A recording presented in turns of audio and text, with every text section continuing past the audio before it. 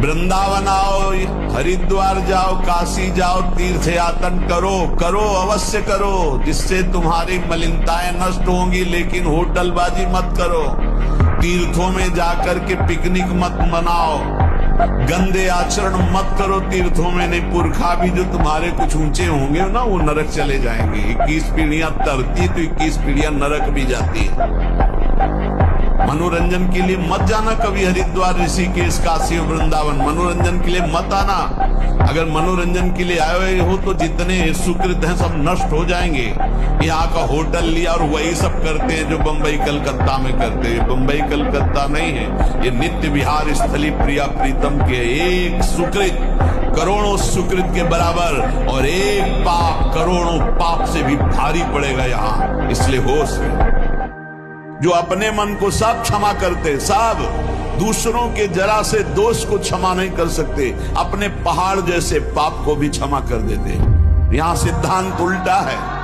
परमार्थ का पथिक अपने राय भर के भी दोष को पहाड़ के समान मानकर उसका प्रायश्चित करता है, और दूसरे के पहाड़ के समान दोष को भी राय के समान भी नहीं मानता है। ये परमार्थ के पथिक का स्वभाव होता है। तो धमकी किसी भी तरह की नहीं डरना, नहीं डरना। कोई बाल बांका नहीं कर सकता। धर्म से चलने वाले का कोई बाल बांका नहीं कर सकता।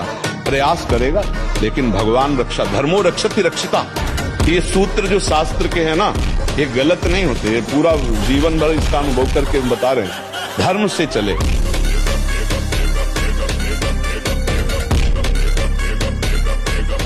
ब्रह्मचारी मतलब आग, ब्रह्मचर्य मतलब आग। आप सच्ची समझो, आग। पैर ऐसे पड़े जैसे आग में पैर पड़ते। आग में पैर कैसे पड़ते? ऐसे ब्रह्मचारी चलता है। ये क्या है? जैसे गिलहरी नहीं एकदम चिलचिलाती भागती है, ऐसे ब्रह्मचर्य का जीवन होता। पता नहीं तुम लोगों को बातें समझ में क्यों नहीं आ रही। और ब्रह्मचारी के नेत्र बोलते हैं। जैसे जंगली सिंह के नेत्र हैं, ऐसे ब्रह्मचारी के नेत्र होते। उसके नेत्र में पावर होता है, एक दबाव पक्ष होता है। वो जिस पर नेत्र डाले तो एक बार झुक जाए सामने वाले के लिए। ब्रह्मचर्य का ऐसा पावर। तुम्हारी समझ में नहीं आ रहा है ये बात। दुर्भाग्य है तुम्हारा, क्योंकि तुम्हारी दुर्गति हो रही है। ऐसी अद्भुत प्रेममयी लाडली को छोड़कर तुम क्या जानना चाहते हो, क्या सुनना चाहते हो, क्या समझना चाहते हो? अरे ज्ञान के समुद्र भगवान शंकर जिनका चरणामृत धारण करते हैं, वो हमारी स्वामी की चरण रज की वंदना करते हैं। भगवान श्री हरि।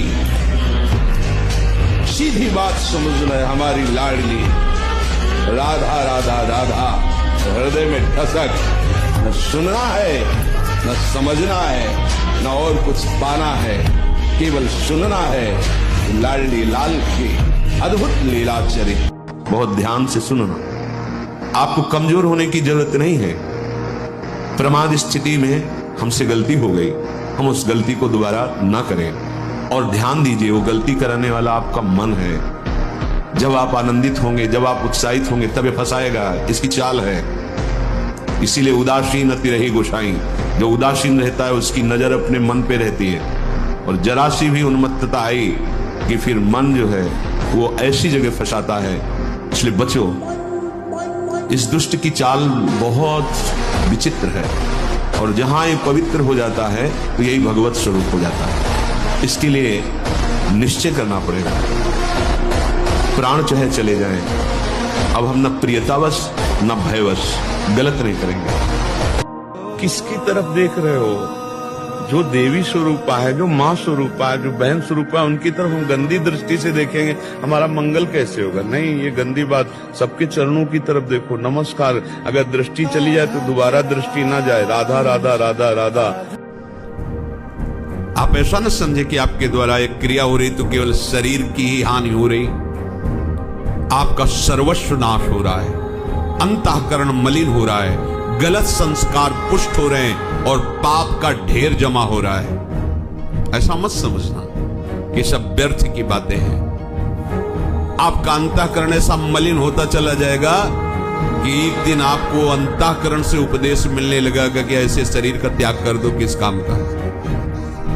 ये हम उपासकों के मुख से सुनी हुई बात कहते हैं कि अब तो बस ऐसा लगता है कि आत्महत्या करनी। पहुंचा दिया। भगवान क्या करें? वैरिणम, देखो दुश्मन ने कैसा जाल रचा कि आप अपने आप सोचने लगे कि मैं अपने शरीर का नाश कर दो, और दुर्गति आत्मनन गति जाए। शरीर, मन, वाणी और अहंकार से जब भगवान की शरण में हो जाया जाता है, उनका हर विधान मंगल में लगने लगता है। प्रतिकूल से प्रतिकूल परिस्थिति में भी आनंद का अनुभव होता है, हार में भी जीत का अनुभव होता है, दुख में भी सुख का अनुभव होता है। भगवान आनंद समुद्र है। जब उनके विधान में हमारा मन राजी हो गया, तब शरणागति पूर्ण मानी जाएगी। जैसे आप गंदी बात देख रहे हैं, सुन रहे हैं, आप कोई चेष्टा नहीं कर रहे, तो भी आप ब्रह्मचारी नहीं रह पाओगे। वर्णन हुआ है शास्त्रों में। एक मनोवाह नाम की नाड़ी है पूरे शरीर में, ऐसा कहीं जैसे पित्त की थैली होती है, ऐसी कोई ब्रह्मचर्य वाली थैली नहीं है। ये यहां में हर नस नाड़ी में वो व्याप्त है सप्तम धातु। मनोवाह नाड़ी, जो ही आपका चिंतन विकारात्मक हुआ, वो नाड़ी घसीटती पूरे शरीर से उस सप्तम धातु को, और वो घसीट लिया। आपने क्रिया की या नहीं की, आपका चिंतन बिगड़ा हो गया, वो किसी न किसी बहाने से लघु शंका में, स्वप्न में, कैसे भी बाहर हो जाएगा, वो नहीं रुकेगा। संकल्प रहित, भोग संकल्प रहित हृदय कब होगा? जब आपका देखना, सुनना और बोलना पवित्र होगा। ये योद्धाओं का काम है कि जैसे हजारों घाव लगे फिर भी दुश्मन की तरफ बढ़ता चला जाए, ऐसे लक्ष्य की तरफ बढ़ता चला जाए। हर कष्ट, हर बात, हम अविनाशी हैं, अविनाशी के बच्चा है, भगवान का अंश हूं। फिर आगे बढ़ो। जीवन में जब तुम्हें समय मिले तब लगा के देखना 6 घंटे एक जगह स्थिति, फिर हमें बताना कि योग किसे कहते हैं। 10 मिनट एक जगह नहीं टिक पाएंगे। 10 मिनट तो बहुत होते हैं। मान लो राम, तो अब दूसरा स्फुरित नहीं होगा, 10 मिनट केवल राम ही स्फुरित होगा। और इसके लिए अपने लोगों ने पूरी रात लड़ाई लड़ी, न खाना न पीना, ऐसे खंडेरों में, काशी के घाटों में रहना जहाँ केवल कबूतरों की आवाज आ रही, मनुष्य वहां जाएंगे ही नहीं। तब वो दिमाग में पूरा बस गया, राउंड एकदम, जैसे वो जो चीज तो वही चल रही। कई दिन जब भूख से व्याकुल चित्त होता, उसी समय मंत्रा का, तू देह नहीं है, ये प्राणों का धर्म है, भूख प्यास, तेरा धर्म नहीं, तो इनका साक्षी है, बस साक्षी मां। जब तक सच्चिदानंद का अनुभव नहीं, तो बच्चा माया से नहीं लड़ सकता। जब प्यास लगेगी तो पानी में चित्त रहेगा ना, प्यास लगे और चित्त परमात्मा में, भूख लगे और चित्त परमात्मा में, शरीर भीषण कष्ट से युक्त हो, चित्त परमात्मा में, इसकी कोई परवाह नहीं। चाहे जैसी स्थिति हो, इसकी कोई परवाह नहीं। तब माना जाता है कि योद्धा हो। आप नेत्रेंद्रिय से गंदे चित्र देखें, श्रवणेंद्रिय से गंदी बातें सुने, वाणी से गंदी बातें बोले, रसेंद्रिय से गंदा भोजन करें और सोचे ब्रह्मचर्य रह जाएंगे, तो बिल्कुल नहीं, कदापि नहीं। ब्रह्मचर्य कोई खिलवाड़ नहीं है। तुम्हारे अंदर सामर्थ्य है, तुम इंद्रिय और मन को रोक सकते हो। एक बार रोक के तो देखिए। भोगों पर विजय प्राप्त करने के लिए सहज युक्ति आपको बता, जब आपके मन में कोई भी भोग विकलता हो, उस समय आपका नाम बहुत रफ्तार से चलना चाहिए, उसको अवसर नहीं मिलना चाहिए। और ये विचार करो कि आया है बस जा रहा है, और जिस समय वो आपको एकदम डुबो रहा है, अपने एक रंग में रंग रहा है, अब विकल है आपके, अब ये मिलना ही चाहिए, उस समय सोचो बस गया, और आप कुछ क्षण में देखेंगे वृत्ति पलट गई। देखो, आज के सत्संग को ध्यान से सुनना। किसी भी वस्तु, व्यक्ति, परिस्थिति, घटना या स्थान आदि से प्रभावित होकर के हम अपने आराध्य देव की स्मृति न खो बैठे, अपने आराध्य देव को भूल न जाए, ये हमारी चतुरता होगी। फिर क्या है, प्रभु सर्व सामर्थ्यशाली, एक अद्भुत आनंद आ जाएगा। आप थोड़ा आगे बढ़ो, थोड़ा जो मलिन कर्म है उनका नाश होने दीजिए, तो आप घबराइए नहीं, उस समय नाम जप कीजिए। महापुआ साबुन लगा के ब्रह्मचारी, रजोगुण चढ़ेगा, काम भावना जागृत होगी, त्वचा स्वयं साफ रहेगी यदि आप तेल मालिश नहीं करते।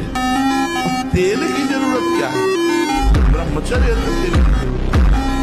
सर्दी अब शुरू नहीं हुई हो, गीजर से स्नान साधना हो। और ध्यान से सुनिए, ये तुम्हारे पुण्यों से नहीं मिला है, ये केवल हरिजू की कृपा से मिला है।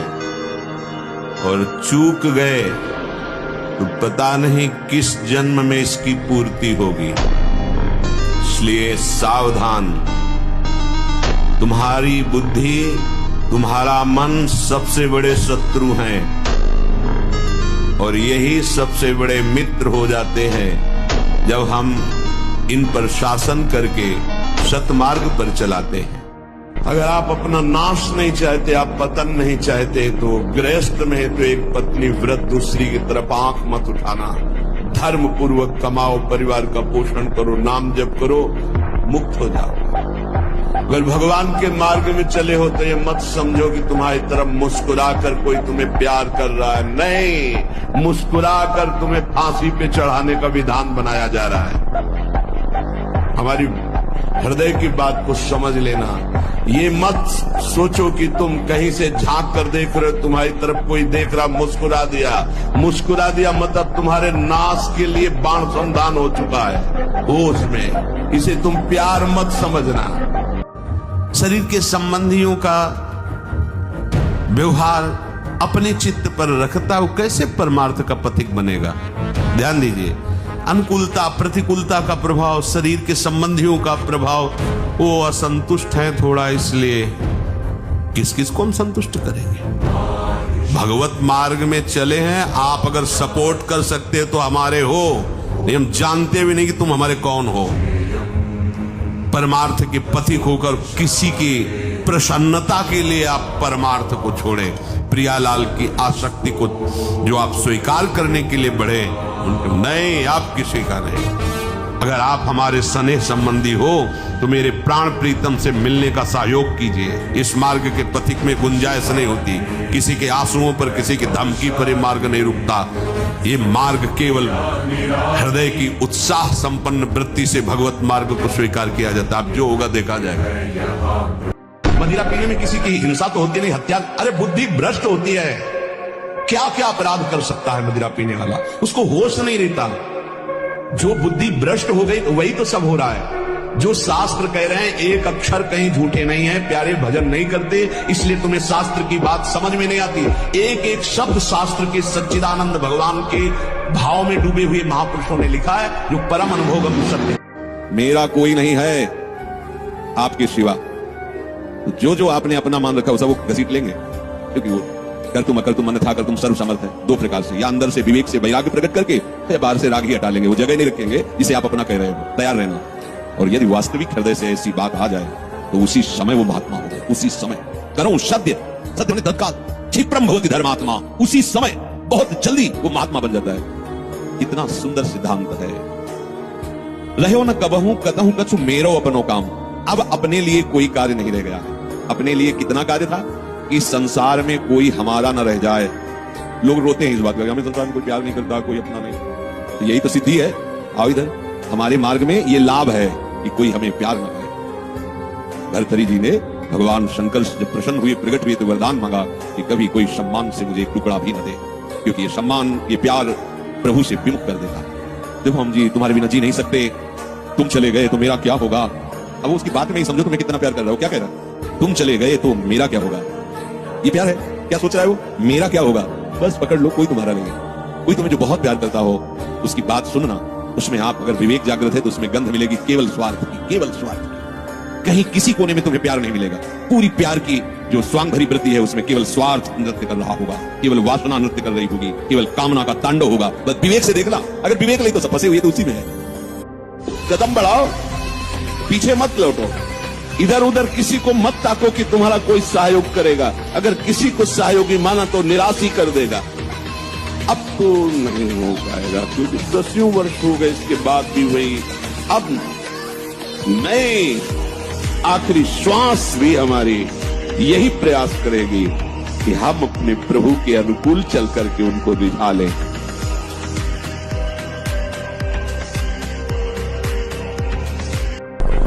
वृंदावन आओ, हरिद्वार जाओ, काशी जाओ, तीर्थ यातन करो, करो अवश्य करो, जिससे तुम्हारी मलिनताएं नष्ट होंगी, लेकिन होटलबाजी मत करो।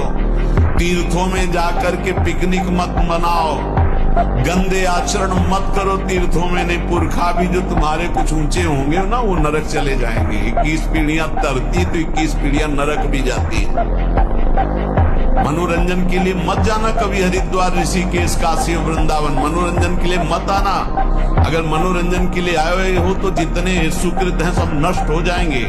यहाँ का होटल लिया और वही सब करते हैं जो बंबई कलकत्ता में करते हैं। बंबई कलकत्ता नहीं है, ये नित्य विहार स्थली प्रिया प्रीतम के एक सुकृत करोड़ों सुकृत के बराबर, और एक पाप करोड़ों पाप से भी भारी पड़ेगा यहाँ, इसलिए होश है। ऐसा न समझो कि कोई देख नहीं रहा। हमारा दयालु प्रीतम तुम्हारे हृदय में बैठे तुम्हारी जलन को देख रहा है। तुम उसके लिए जल रहे हो, तुम उसके लिए सब सह रहे हो, सबका उपहास सह रहे हो, सबकी निंदा सह रहे हो, और नाना प्रकार के सांसारिक आकर्षणों का वेग सह रहे हो। तो जानते हो, कह रहे हैं ऐसे महात्मा के पीछे मैं डोलता हूँ कि उसकी चरण रज मेरे ऊपर पड़ जाए और मैं पवित्र हो जाऊं। जरा विचार करो, पुण्य श्लोक महामहिमा में अखिल कोटि ब्रह्मांडों के स्वामी ये सौभाग्य दे रहे हैं उसी को। तो सहने में जो आनंद है भोगने में नहीं है, विश्वास करो। ये भोगी सब देखो मच्छर नहीं उड़ाए उड़ते, सच्ची मानना। छोटी छोटी बातें, छोटे छोटे विकार, कल्पनात्मक भय, ये सब मच्छर है। ये सब आकर के प्रेरित करते, क्लेशित अशांत, नींद नहीं आ रही, नाना प्रकार की चिंताएं ग्रसित। सहने से जो शीतलता मिलेगी, जो आनंद मिलेगा, जो अमृत मिलेगा, वो भोगने से नहीं मिलेगा। अगर आप राधा राधा कहते हो तो सारे विघ्नों की शांति और समस्त कामनाओं की पूर्ति हो जाएगी, चुपचाप हो। अगर आप राम राम कहते हो तो वैसे ही लाभ प्राप्त होगा। आप शिव शिव कहते हो तो वैसे ही लाभ प्राप्त होगा।